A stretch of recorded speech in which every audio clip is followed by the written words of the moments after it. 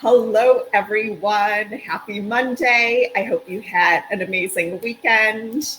I hope you're having a great start to your week. For our European friends, happy evening. Let us know if you can see and hear us okay, if the audio is good. Joli, any highlights from your weekend? Oh, I had the most wonderful, amazing day yesterday because it was quintessential New England fall, but it's not quite fall yet. So that was the highlight, just the weather. I know it's boring, but that was amazing. That sounds beautiful. Have the leaves started to change? They're Just a little bit. just like the tiniest bit, so like it's coming. You know it's about to happen. And it's still warm enough to enjoy all the summer activities. So it's like, yeah, Yeah, perfect. that's a beautiful time of year. I'm in Chicago, so we have that moment as well. But it's actually been pretty warm here. Yeah, I mean, we're all getting a little extra heat these days, right? Definitely. I had a productive day yesterday, spray painting furniture for the first time. Ooh. Was it like wooden furniture that you Yeah, were spray painting it? wooden furniture. How'd it I'm go? trying to. I had like furniture that was all different colors that I was trying to like coordinate with just one color. Yep. So I had a little fun with that. I didn't quite wear the proper PPE, so I got a fair amount of paint on my body. Yeah, and then you're like, oh, my skin is an organ. Right, right. I think it'll be okay. Yeah, but it was fun and productive nonetheless. I love that moment when everything starts to come together and you get some cohesiveness. I mean, obviously, Yes. I like cohesiveness. I mean, my books wouldn't look like that otherwise. Yes, I'm at that moment. I was just sharing with you before we went live. I just moved into a new home, and the first like 7 months were remodeling hell. And now it's like I'm finally able to like enjoy my space, and it feels like the sanctuary that I'm used to having my home be. Oh, I love that. That's a It, delicious feeling. it's a really delicious feeling. Hello, everyone. Okay, we've got some folks jumping in. Feel free to share where you're tuning in from in the world, how you're feeling today. If you have any questions, we'll try to weave them into the chat. But I was so delighted to discover Dr. Joli Hamilton when a fellow group member shared one of the interviews that you did in the group. And I follow a lot of the Poly podcasts. And I was really excited to find a new voice in this space. And I started tuning into your and your partner's podcast, Project Relationship, where you and Ken speak very vulnerably and with a lot of insight on all of the issues that you navigate within your marriage, some of which relate specifically to polyamory, others which are just related to relationships and partnership in general. And one of the things that struck me about your podcast, oh, hello from Chicago. Welcome, welcome. Guys, just so you know, I can't see who's commenting. I can only see the words of the comment. So if you want me to know specifically that you're here, feel free to share, hey, it's so and so. Anyway, what struck me about your podcast is kind of your tagline and your mantra: relationships are messy, and that's a good thing. And I was also listening to your episode about jealousy this weekend, and you made such an insightful point that oftentimes when things feel hard, it's like we just want this to be over, we just want to fix it, versus really like mining the insights in that moment. So, my first question for you is, can you share a little bit about, for people who want to like rush through the tough parts, what insights or words would you have for them that might be helpful in them getting more comfortable with the mess? Yeah. So that's a wonderful place to start because I think if we're going to have any productive conversation about relationships, we have to start with how do we tolerate being in relationship to other people? Because other people means other people's stuff. I think that for me, recognizing that the mess is actually the relationship and the commitment to staying in the experience was going to be an unending process. Like, oh, I'm always going to have more there. Let me let go of the sensation that I should get good at this. So I'll be really, really transparent here. My partner went on a great date followed up with, there's going to be another date. That was just this weekend. And I still had to sit with the mess. There is no point in time when you're going to completely transcend your stuff, because that's what it is to be alive. So I think acceptance is my key move. Accepting the fact that you're not going to necessarily know what's going to trigger you, what's going to set you off. You can get more finely tuned to it. But if you accept that it's going to happen and give it meaning, once I bring meaning to it, now it's not suffering. No, it's me doing the thing that I came to this planet to do, be alive. Can you use the example of this weekend to share like what specifically came up for you and what meaning you've given it and how you've worked through it with Ken? Sure. This is a tender one for me because I talk on jealousy professionally. I've been working with people through it for years, and my research is all in jealousy specifically. That leaves a lot of people assuming that I don't feel jealous or that I have somehow solved it. But I'm a depth psychologist. I'm a Jungian. We don't solve things. We get into them and we mine them, right? Yes. So this weekend, my partner went on a fantastic date that he didn't expect to be fantastic. He was like, yeah, it seems like, we have a connection. He came home lit up. We know this face. If you have had your partner come back, he's like, we live together. He's my anchor partner. We raise our children together. He came home lit up. And we got all the juicy, yummy stuff of that moment. And then I had the sensations in my body that lead me to have an opportunity to work through my process of dealing with jealousy. So it was tender because I didn't know it was going to come up. It was tender because jealousy taps into something really primal. We can't try to cure it and know that it's going to stay cured. I think you can resolve episodes of jealousy, but we can't say, oh, I'm just going to not feel it anymore. I've seen people who said that they didn't feel jealous for the first 10 or 15 years of a relationship, and then all of a sudden something changes. Being allowed to have the feeling was what helped me work through it. Mm-hmm. So Ken was very patient. He was like, oh, you're having the thing. Okay, let's do this.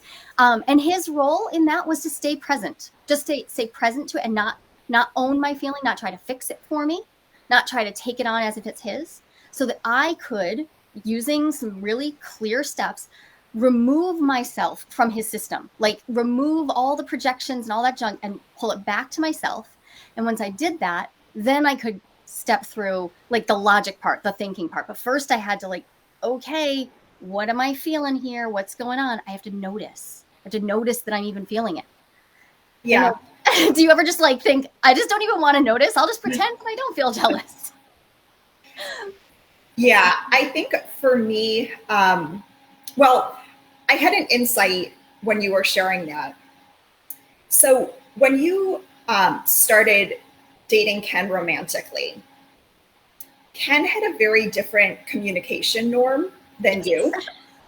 And now Ken's communication norm, it's just the level that he and you operate at, to me is really, it's like, hashtag relationship goals.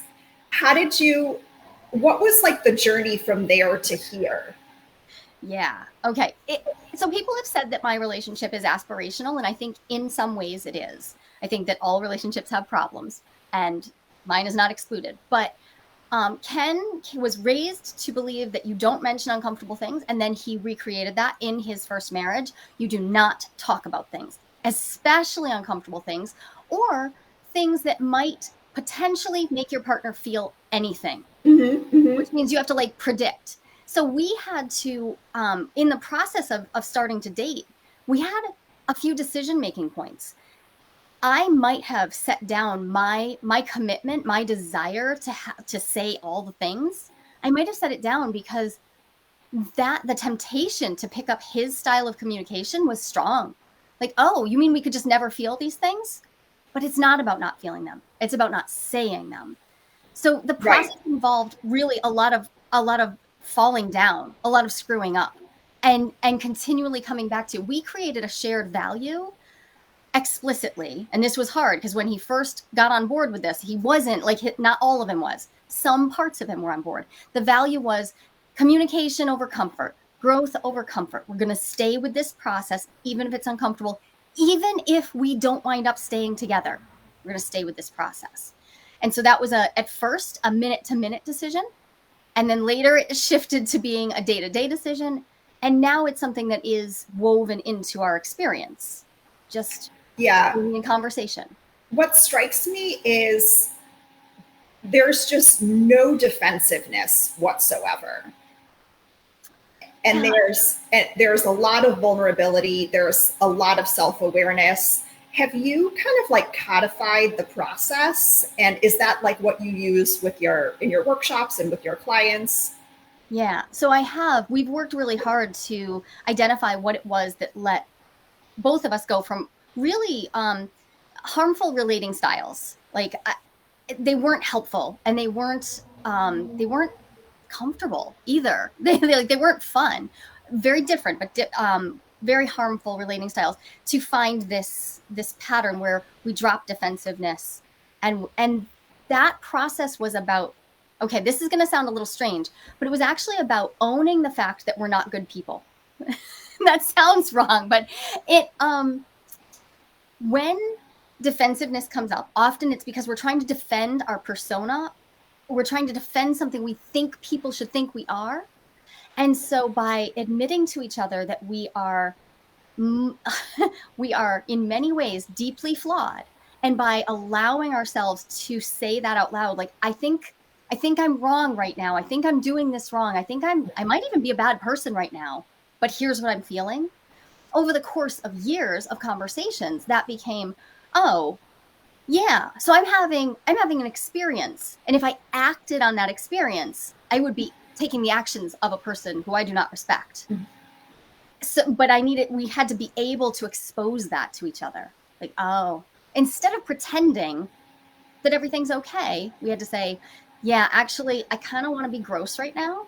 I kind of want to be, and the phrase that came up for me over the weekend was, I don't want to have to be good. I'm going to talk to Leah on Monday about this. I don't want to be good right now. I want to be bad. Mm-hmm. When I admitted that I wanted to be bad, the jealousy loosened its grip. Mm-hmm. When I admitted that I wanted to move into my baser self and mm-hmm. didn't want to have to do the hard work, my soul relaxed and said, okay, that's temporary. Give yourself a chance to cry or to feel whatever it was, and then come back into relationship, because defense isn't relating. One of the things I notice in the group is, we get like a bevy of questions every day.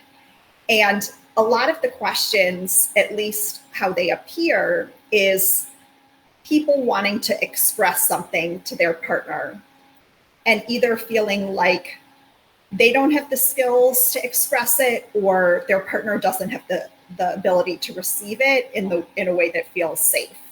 Yeah. So this is about building a microculture in our family, and your family system being whoever it is, your chosen family, your household, however that works for you. I mean, I have a microculture of communication with my poodles too. So you said with your poodles? With my poodles, definitely. Like, yeah, we have to have a whole thing. Yeah, a relationship agreement for sure, because they're takers. Yes.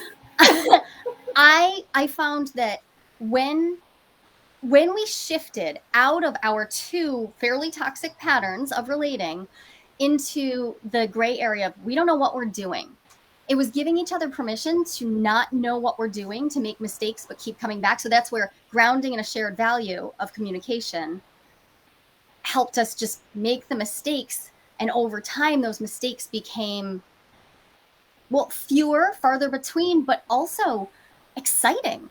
Like, there's still so much growth to be had.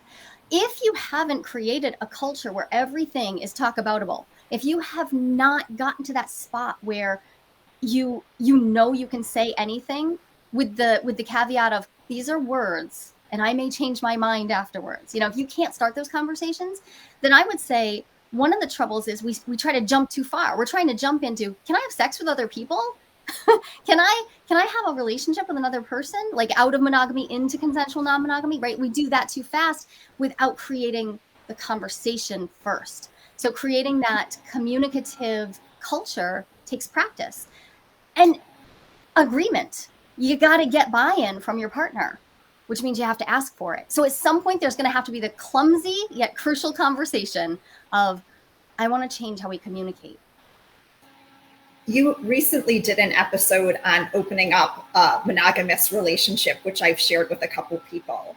And I would love for you to share a couple highlights. Specifically, what for me, the most profound one was like talking through things versus asking for forgiveness, like walking through and anticipating all of the things that could happen, talking through them, arriving in agreements versus I think what a lot of people do, which is the forgiveness route. Yes, I learned this one the hard way. Asking permission and asking forgiveness are two very different things. Permission has a connotation that our partner owns us. So I don't love to use that word, but the phrase that I heard growing up was, oh, it's easier to ask forgiveness than permission. And when I was first in relationship with Ken, that was his go-to move. That was just how you did things. Because in fact, if you've tangled your life all up with someone and made it complicated for them to get out, then asking forgiveness is kind of easy. What choice do they have? To suffer or to forgive you? Like, so shifting away from that means shifting into allowing yourselves to anticipate good stuff happening for your partner and messy stuff too. Conversations that you probably can't even imagine before you get into the nitty gritty of discussing how dates go, what happens when we spend our time and our resources outside of the life we've currently got. Shifting to that kind of communication for Ken was really, really hard. It was so hard because he thought he was causing injury just in having the conversation, right? So that was about actually having a meta conversation, a conversation about conversations where we say, in fact, the words we're saying here, let me stretch my imagination. Let me bring this reality into being. Like I bring it to life by imagining what it will be like when you go out and do this and come back. And now I can, rather than let myself ruminate about it, I can work through different scenarios. I can imagine myself doing it well. And then I can shift into some really basic mindset tools. I can shift into like gratitude, and I can shift into, no, I have 100% committed to this life of growth over comfort, of loving boldly. So once I shift into that, now it's easier. So we don't even have to get to forgiveness. I can't actually think of the last time that we needed to ask each other for forgiveness because we're always practicing bringing things up before they're an issue, before something's become problematic. Yes. So let's say there's a couple, they've been married for a decade. They're like, we think we want to try this poly thing. What would be some of the conversation threads that they would explore related to initiating seeing other people? Yeah. So I think one of the first ones is, what do we enjoy doing separately now? Like start thinking about, because I take the imagination really seriously, right? What we can imagine, we can be and we can have.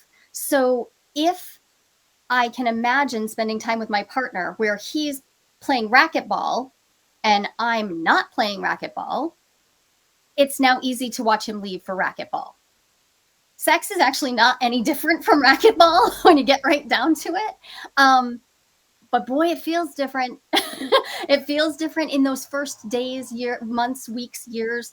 When you're having those first conversations, it's an experiment. And I think this is why it's important to have the conversations before there's a crush in mind. I did this the wrong way. I know how not to do it. When there's already a serious crush in one person's mind, now all of the imagination is centered around this other person. And now you've got jealousy, because jealousy is a triangle. So now you've got jealousy that's entered before there's even anything happening. If you have conversations that are really hypothetical, but they're about more neutral topics, like how do we spend time apart? How do we enjoy watching each other have success? What would it feel like to watch you be appreciated? How might it feel to watch you texting with someone? And if we can have those conversations and play out those scenarios, that lets us stay in our current reality while stretching the imagination into a new reality. And where the imagination stretches, we can now make skill building happen. I love that. Okay, so let's say this couple, Fred and Mary, start talking through, let's say Mary has a new connection and they want to go on a first date. And Mary said, you know, we've been texting a lot and I'm really attracted to him. How would you feel about us kissing? Fred's like, yeah, that's fine. And then Mary's like, and what if we, you know, Fred lives alone right now, he's divorced. What if we go back to Fred's place, and what if things lead to things and we have sex? And, or not go back to Fred's place, go back to the, right. And the other person. Fred's like, absolutely not. You know, sex is just for the two of us. We can explore other connections, but I'm just not comfortable with that. So that would be a rule. So let's explore the topic of rules with respect to responses to jealousy, and also how the couple might navigate that fear that's coming up for Fred. Yes. Okay. First off, rules. I wish they worked. That would be cool. Our whole world would work different if rules worked different. Rules rely on a set of assumptions generally. So under the question I hear between Fred and Mary, I hear a set of assumptions about what they owe each other, what their obligations are to each other, and what their agreements are. And many, if not most, monogamous folks start off their relationships with no clear agreement. They ask the cultural story to hold up their relationship. And so really, there needs to be a conversation that starts where we start saying, what does it mean for us to have other connections? Define your terms. I'm a scholar. Define all the terms. If I say to my partner, so I have this new connection. I mean, what does that mean? Am I texting somebody? Do they live across the country? What kind of connection? What am I planning to do? I think that there's a series of conversations here that need to happen around what it means to be in our relationship specifically, not a relationship, because a relationship is, again, that cultural story. Yep. But every single couple or every single dyad, even if there are multiple dyads, every single dyad has a relationship. And so we need to know, what exactly are we talking about here? What is this relationship? And not what are the rules, but what are the shared values? And where am I willing to stretch with you? If we are moving out of a rule-based relationship, where am I willing to stretch and where am I not ready to? And I think this is really important. What are my tools for self-regulating and soothing while we experience this transition? Because it's going to be a transition process. Yes. Can you explain, from what you've seen and the work you've done, why rules don't work? And going back to the original example, let's say Fred is having big feelings about Mary having sex. Instead of putting a rule on their dynamic, what could he do individually and they do together instead? Yeah. So my short answer about rules and why I don't think that they work is, one, they have us actually invest in an idea that we can control someone else, that we can, if by controlling someone else's actions, we can soothe our feelings. And that doesn't work. And when we have little kids, I have 7 kids. I get this. Like when they're little, all little toddlers try to control other people's actions so that they don't have to feel things. Mm-hmm. So they're part of the growing up process is coming into relationship with ourselves and saying, oh, I regulate my feelings here, not by asking you to do certain things. That said, everybody gets to have boundaries. Everybody gets to have what they'll allow in their space. What I hear... Just going back to the tagline of your show, relationships are messy and that's a good thing. It's almost like the very thing that we're trying to avoid is that goals that will help us see another layer of ourselves, get potentially more connected to our partner, more connected to ourselves. Wouldn't you agree? Absolutely. This is the process of becoming more and more yourself by allowing stuff to happen to you. It's a little Nemo like. If nothing ever happens to you, nothing will ever happen to you.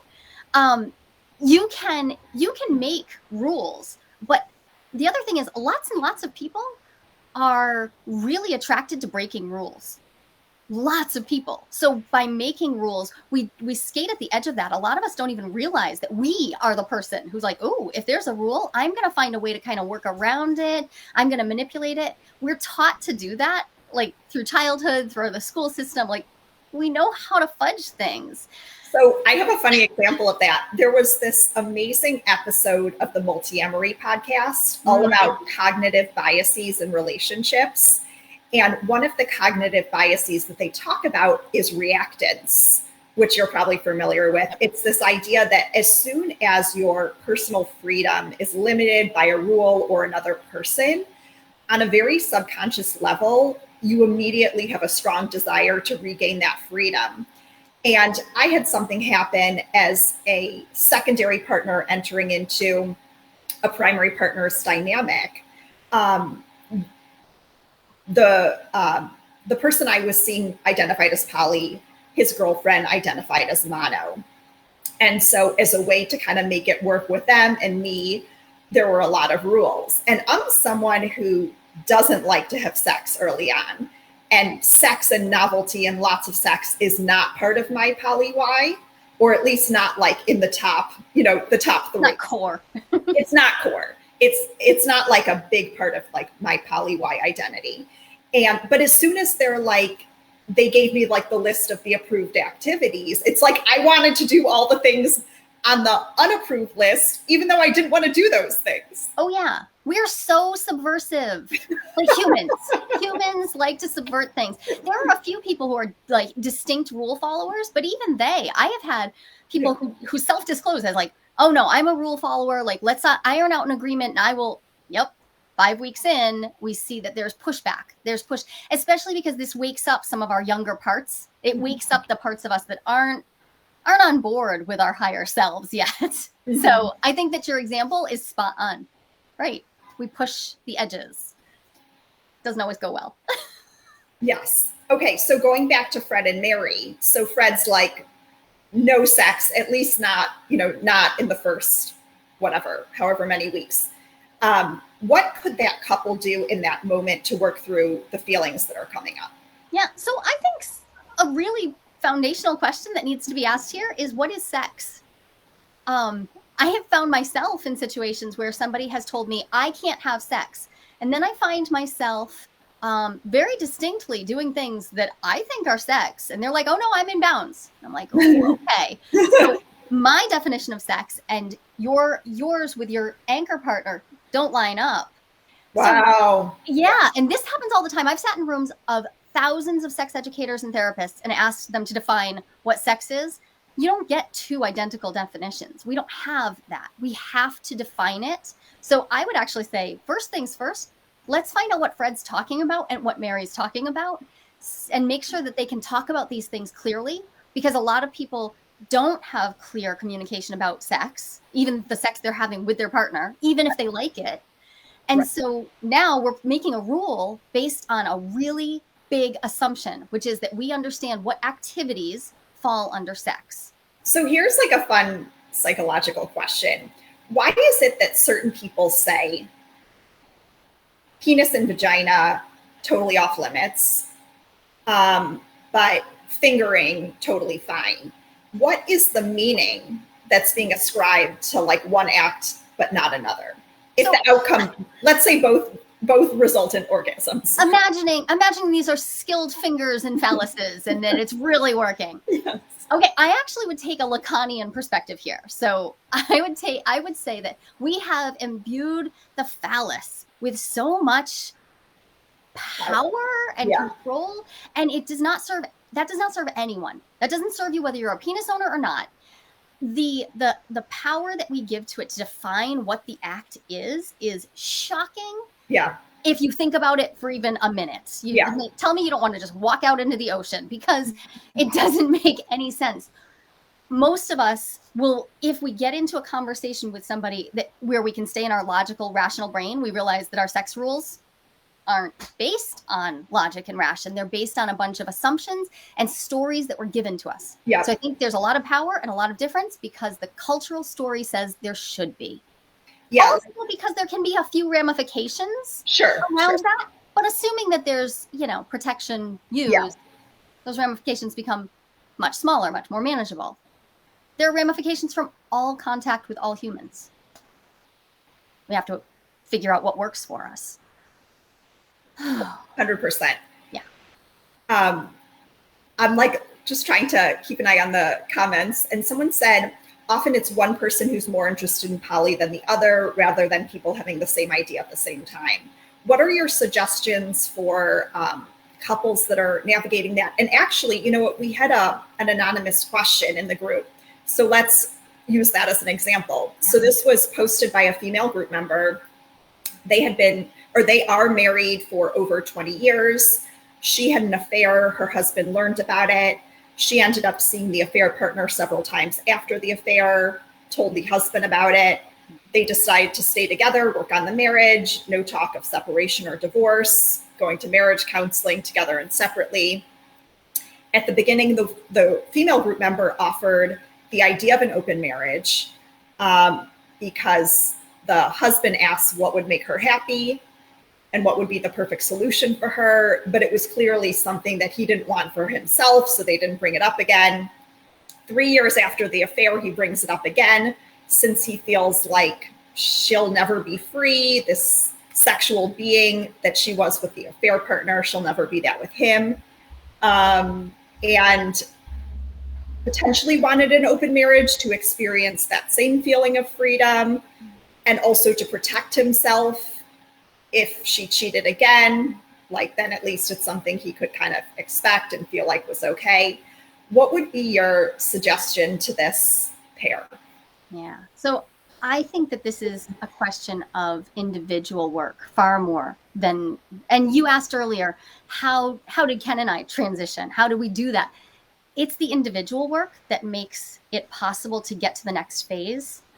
And what I'm hearing in that particular situation is that there are a lot of unanswered questions between them, but there are also a lot of unanswered questions with themselves. I would say to the husband in that particular situation, what is it that you want? Really, I want to explore, what is it that you're looking for? Because I'm not hearing freedom.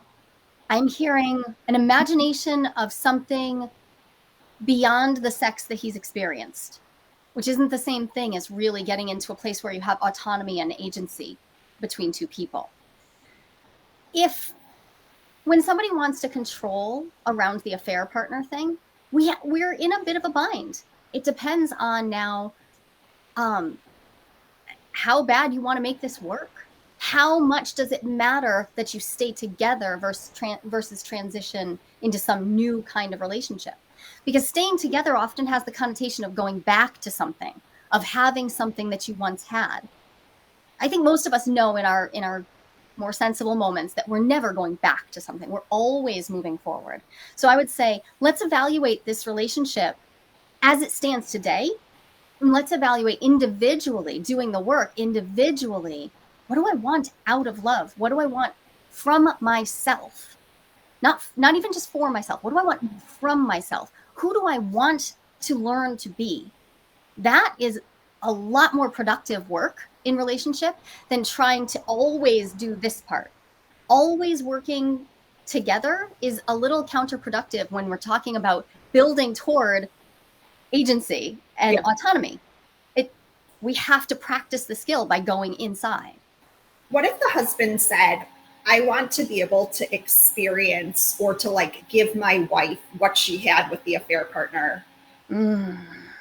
Wow. Okay. One of my first questions would be, what is it that he thinks she had? What is it that he believes happened? And then there are a lot of profound questions about what it means to have a wild or free or, adventurous, what all these words we assign to affairs, to big adventures. Some of them are attached just to secrecy. They're not attached to people. They're just attached to the mess that we've created and how that makes us feel. He, by definition, can't do that with her, but they could role play it.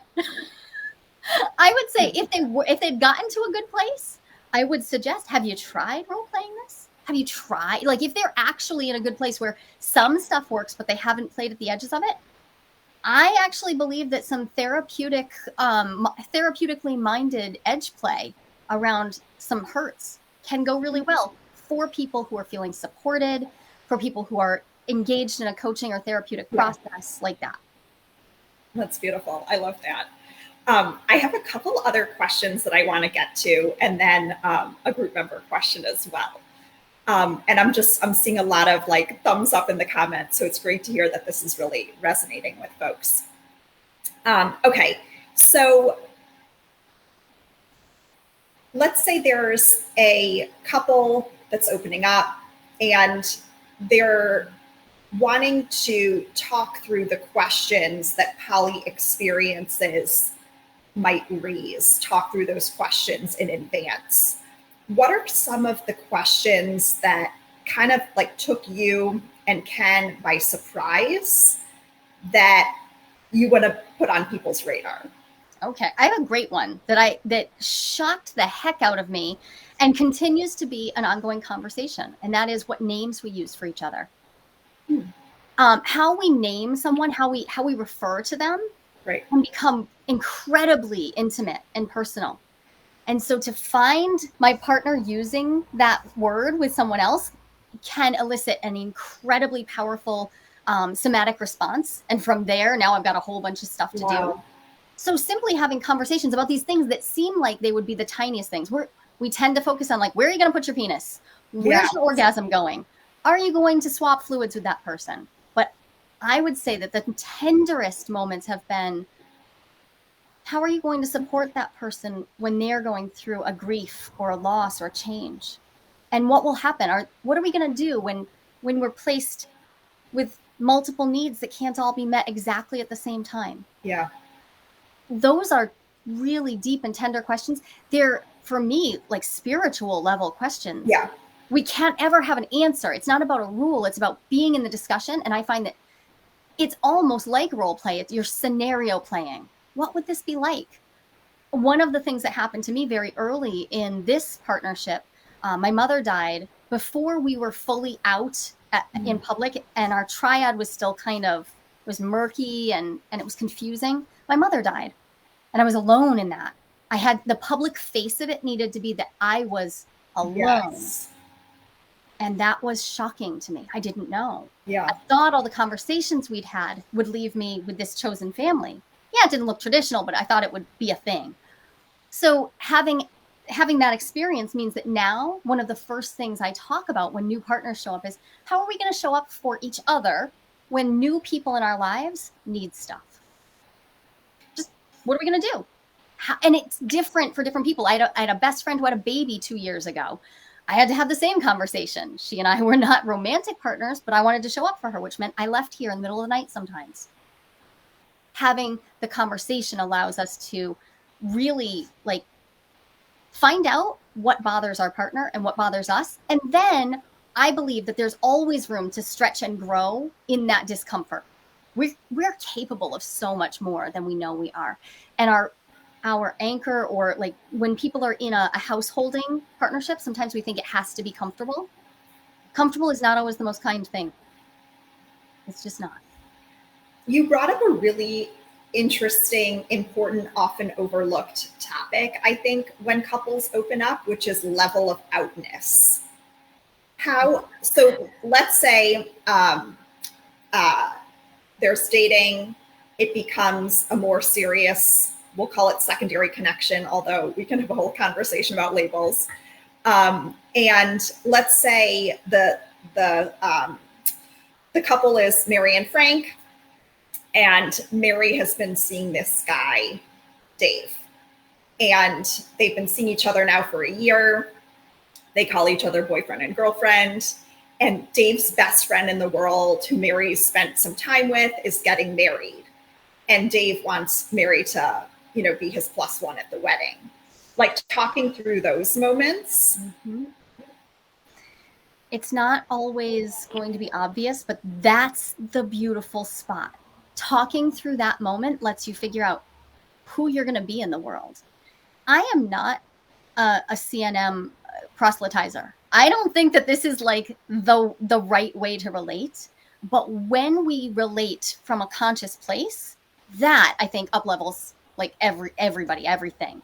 So I would say that outness is a tender topic, and it's an exciting time to figure out exactly who you're going to show up as.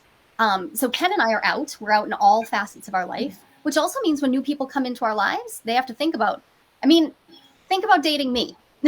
Like, does that sound like a person's going to be able to even, be out away for a weekend with me? I could be seen. And now there's a question. Mm-hmm. Yeah, this means that each of us is given an opportunity to say, how much does this matter to me? How much does it matter to me that other people are allowed to just simply say, this is my relationship? How much do I stand for relational freedom? Even if I say, I want no one else to worry about it. How much am I willing to do that? Not everybody is willing to fight that battle. And I don't think it has to be everybody's fight. I do it because I can. Yeah. I'm out because I can. But there are a lot of ways. There's a great book on that. It's called Polyamory. I think it's just a great take on how to work through that coming out process in all different facets: family, kids, work. Do you know who wrote it? I know Tamara Pincus is one of the authors, and I think it's Rebecca Hiles, but I don't know for sure. Definitely Tamara Pincus, and so we're on the shelf.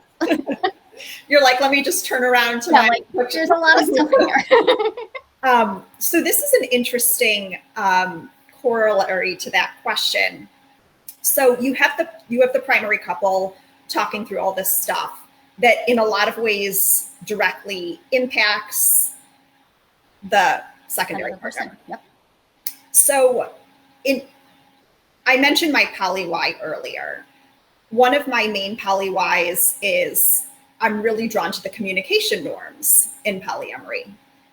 And one of the things I've also experienced is a lot of times the couple sees the communication as like something that's meant for them, and they kind of like process together and arrive at like agreements or even rules together. And then they're kind of like announced to the secondary partner. But let's say the secondary partner wanted to be a part of the conversation about names, nicknames, wanted to be a part of the conversation about like openness. How can that be like navigated? Yeah. So this is where, when I have entered into relationships as a secondary or another party, like there are a million ways to talk about this depending on what language feels comfortable for people. Yeah. Hierarchical language doesn't really bother me, but I think it introduces an opportunity to talk about, what do you mean exactly? Yeah. When you're entering into the dynamic and assuming that the couple has privilege, I believe that what we're doing there is we're prioritizing not the individuals in that couple. We're actually prioritizing this third thing that has its own existence. The marriage or the relationship has its own existence, and it gets to make its own set of rules that's actually separate from what the individuals in it want, let alone any external partner. And that, again, it comes back to expectations of the culture, of society, right? Like, so the marriage has a set of rules and standards. So of course we can make decisions and then announce them to you. Learning how to communicate between multiple parties. Who's ever worked on a board or gone to a busy meeting or been at Starbucks when too many people were trying to order? It's not simple, but that doesn't mean it's not worth doing. And I personally really enjoy the process of negotiating through the messy, like, oh, you want this, and now how do I relate to you? And for me, one of the challenges is when there's not a direct connection. If I can't directly communicate, then couples privilege comes up really easily, because I don't even have a way to make clear to another party that in fact, they're welcome and I want their input and I want them to have. So for me, it's about deciding how are all of us in this configuration? How are we all going to stay in touch and stay on board? And how are we going to press the pause button when all of a sudden there's and I don't mean on the relationships, I mean a pause button on there being decisions made. How are we going to press the pause button long enough to say, oh, you know what? I think these people all need to either be in a room or at least be accounted for, have their opinion taken. Because so often if we live with someone, we just fall into these conversations. And now we're making conversations turn into decisions. Decisions turn into ramifications for other people, and those are real humans. Yeah. I would say I've had more poly experiences than not where it really felt like there was an existing couple that by any means necessary was working to keep their current relationship structure intact. Yep. And I was almost seen as this like dispensable, fun toy that could be like brought in when it was easy and when it was easy and untriggering. And then when there were triggers, it was almost like shut things off and repair, and hang on tight was like communicated to me, and we'll bring you back in when we're in a place. And those are relationships that I immediately cut off because I'm essentially dating someone who's emotionally unavailable. Yeah. I mean, that's how, if that person were single and you were dating them and they did that, that's what we would call that. It's the same thing. Yeah. I think that there's room to have some privacy between people. Absolutely. But it's that unilateral decision-making from one side of a relationship is a red flag for me. Yeah. And almost like communicating like you are a threat to us. Yeah. And this is where, for me, my work on jealousy reminds me that the triangle, all points of that triangle, jealousy is always a triangle, even if there are many, many people in it, like each like action of jealousy, all points can be injured. All points can experience deep pain and wounding. It's not like we tend to focus on ourselves as like, I'm the person who's experiencing the threat to my my valued relationship. But every point on that triangle can be deeply wounded by the actions that are happening when jealousy arrives. That doesn't mean we have to just give up, but it does mean we have to start noticing that realistically, there are going to be times when the couple cannot make the repair while somebody else waits. It's just not that. It would be like saying that two children are never going to have competing needs. Of course they are. We have to allow for the fact that we have invited complexity into our life. That's so beautiful. And I love that example because it's so culturally normalized that, of course, kids will have competing needs. Right. And it's not always even about prioritizing it. Sometimes it's about getting creative about how you solve those needs. I was in a relationship once where we wound up solving a very specific, like it was a deep rift. We wound up solving it by all eating ice cream together while we both got our feet rubbed by our hinge person. That solved the problem. A pretty simple solution because it was about nighttime. It was about like this period of time before bed. And something we could all enjoy. There you go. And it was so easeful that I was like, oh, sometimes it will be easy if we think beyond how do we split things up? How do we box everything up so it looks neat and pretty and simple for myself? I love that example. It's so beautiful. And I agree that like, and it's funny too, because Esther talks about how like the act of creativity in itself is an erotic experience. Yeah. So as opposed to just being like, oh, this feels scary, shut things off. It's like, let's get creative. Like, let's enter a space of eroticism and trying to find some outside of the box solutions that might be a win-win-win for everyone. That's it. So when I was doing my jealousy research the first time, a 33% group experienced a tinge of eroticism with all jealousy. And I actually happened to identify that way as well. And when I identified that, I was like, oh, there's an opportunity. So for me, one of my tools for jealousy can be, can I eroticize this? Can I enjoy it? So that's not just about nurturing compersion for the other person, but also about actively offering myself compassion through turning to the erotic in my own body. Pretty good solution. but I had to make a mental leap, a creative leap to get there. I just got a note last night from a male group member who just signed up for your jealousy. Yay! Yes. Great. So I'm like, let me know how you like it.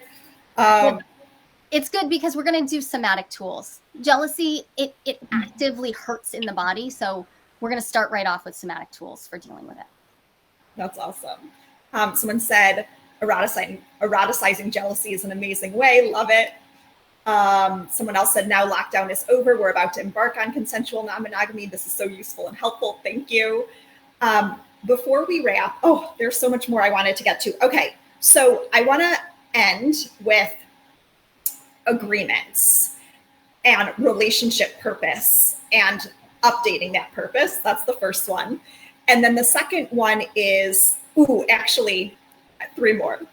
That one, aftercare, after poly experiences, what aftercare might look like for you and for Ken. Yep. And then finally, shame, and how shame was kind of hidden and not explored, and how the process of like exploring that and working through it. Okay, let's actually start with the shame. All of the problems that you're mentioning, every single one of them, including the jealousy I experienced this weekend, I felt shameful just even mentioning it. I felt shameful, and so I brought it out into the light. I named it here. I'm in public. People are going to see this. I'm a jealousy expert, and I named it. Shame does not thrive in the light. Yay! So there's a great tool. Bringing shame into the discussion around, especially if you're in the opening up discussion or the renegotiation of an agreement, that's a great time to start looking at what your shame stuff is. And that's a great time to be involved in your individual counseling, coaching, or peer groups help. Because shame, it needs to be viewed. It needs to be seen and heard. As for your second question about how did Ken and I'm sorry, how did we? So the first one was, and there's, do you remember the title of the episode where you guys did a deep dive into shame and Ken's shame around sex? Ken's shame around sex. Oh, it's an episode from January. I don't know it. I could definitely post it in the group though. Okay. And it's, if you go to Spotify and look up Project Relationship, look for a January episode on shame. I thought that was a really, really interesting excavation. Like when someone doesn't even know that they have shame around, say, for the topic of sex, and the process of like uncovering that shame and working through it, super powerful. So the second question was about aftercare following poly experiences and how you like request that and how you give it. Yeah. So we have an aftercare plan. I highly recommend that everyone make an aftercare plan. Aftercare, the concept of it, I really feel like it's born of the kink world, the BDSM world, but aftercare belongs in every relationship. I teach it to everyone. I teach it to my children. It's just a great idea. So first off, I want people to have a plan for themselves for how they're going to do their aftercare, and a plan for how aftercare looks together. Right? And this includes the other people involved. So like one of my aftercare, I wouldn't say requirements, but something that I ask for and I greatly appreciate is I want to be contacted within 12 to 18 hours after having sex or going on a great date, something like that. I also want to make sure I'm reaching out. So it's about communication can be aftercare. For Ken and I, one of the big aftercares is simply coming home and making sure that if the other person's asleep, we don't like jarringly wake them up, because waking up is that can really set off all your fight or flight senses, right? So we simply make sure that we're really gentle. It's such a small thing, but we come in, we make sure we don't turn on the lights, and we're quiet and gentle. And we also don't ignore the other person. We do re-engage, but we do it gently so that we don't have that startle reflex. And some of the other things are really just about knowing yourself. Your aftercare plan needs to be about you making requests that can then be met, and revisiting that so that you keep it up to date, because your needs may change over time. Mine certainly have changed over time. I used to need a lot more hugging. Now I mostly need a gentle caress, a reminder that they're home, and it calms down. Beautiful. Third question, and I love ending here because this is like full circle.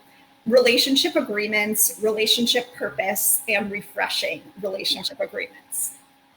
such a big topic, and I feel super passionately about them. So I'm actually working on a project right now because I'm doing relationship agreement VIP days with people, because most people set out to make relationship agreements in a way that winds up looking like rules.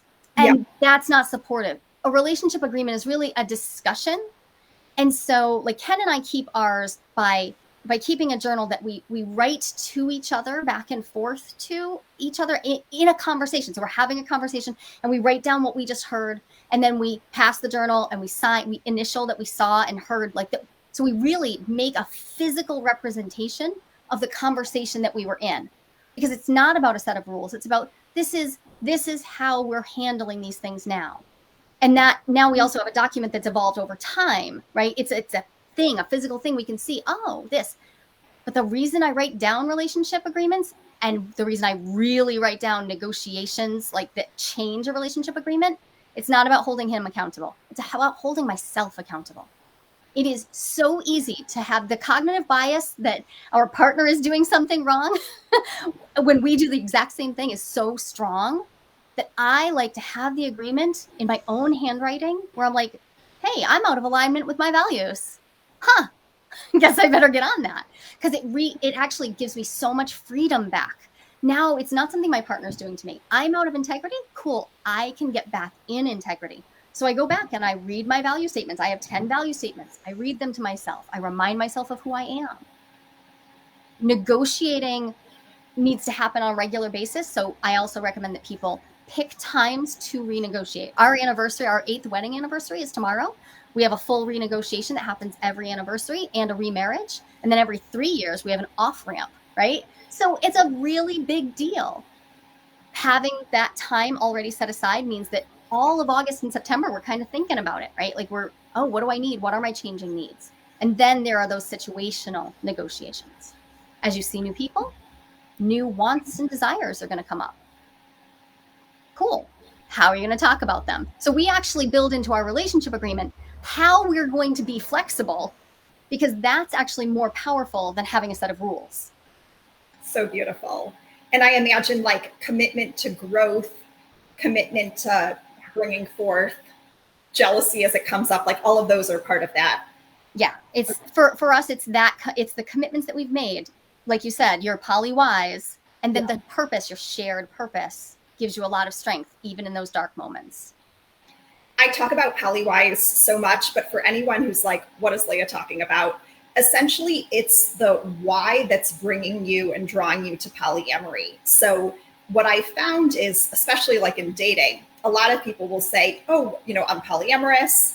And for them, it's really about like a wide variety of sexual experiences and sexual novelty, while maintaining a almost like emotionally monogamous relationship with a primary partner.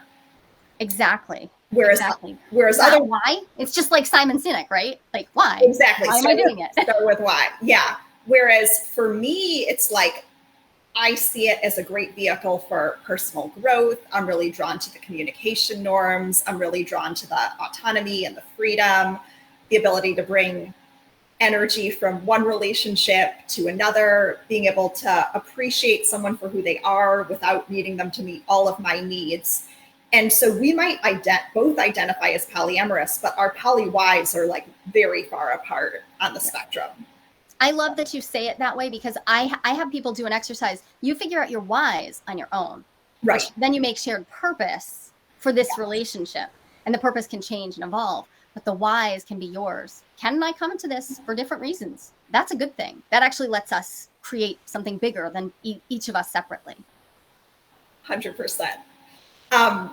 Let's end on that note. I'm seeing a question about your jealousy class and training, and please feel free to share any other offerings or exciting things you have coming up. Yeah. So the most exciting thing about the timing of this is that I happen to be doing a 2-hour live workshop this coming Saturday. It's $50, which is like below any of my normal thresholds, but we wanted to get this somatic rewiring of jealousy out into the world. Elizabeth Kristoff and I are offering that.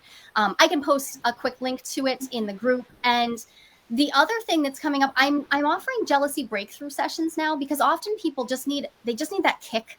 They just need that little bit. So we're doing that. And it's really about identifying what's going on for you specifically. But the tools for jealousy, those are, anybody can find them, anybody can have them. We just need to get them in your hands and make them applicable to your specific situation. Beautiful. Feel free to post the links in the video and in the event webpage, or you can send them to me and I can do that. Great. Thank you so much for sharing your wisdom. I feel like we've had a lot of like more high level Facebook lives on poly and open relationships and jealousy. And I feel like this was kind of like the advanced level. Like we got much more granular. It's so cool to be able to go into the phenomenology, to go into the lived experience. And this is why Ken and I are committed to doing this work out in public. Most people really need the persona, and we happen to have the freedom to not. So we're available. If people have questions, they're welcome to send them to me directly. You can send them through Facebook, or you can email me, Joli at jolihamilton.com. And we answer them on the podcast because we want to be really real about this. Yes. And definitely check out the podcast. I'm absolutely loving it. It's helped me get through unboxing boxes and setting up my home, and is this like amazing, juicy companion for me. Oh, I'm so glad. I'm so glad. That makes it all worthwhile. And so many great comments. This was fantastic. I'm so thankful to know who you are now, Dr. Joli. I will find you. Awesome. Amazing. And Joli's a group member, so you'll see her name pop up here and there. And that's all we've got. So thank you so much for having me, Leah. This was amazing. Thanks again. And thanks to Michelle for sharing your podcast or the interview you did. So grateful. And I'll post the replay in the group for anyone who's sleeping right now because they're in Australia. Lots more comments. Thank you so much. Very thought-provoking. So glad to hear. Okay, guys, have an amazing rest of your day. And we'll catch you in the group soon. Bye, everyone. Thanks, Joli. Thanks again. Thank you.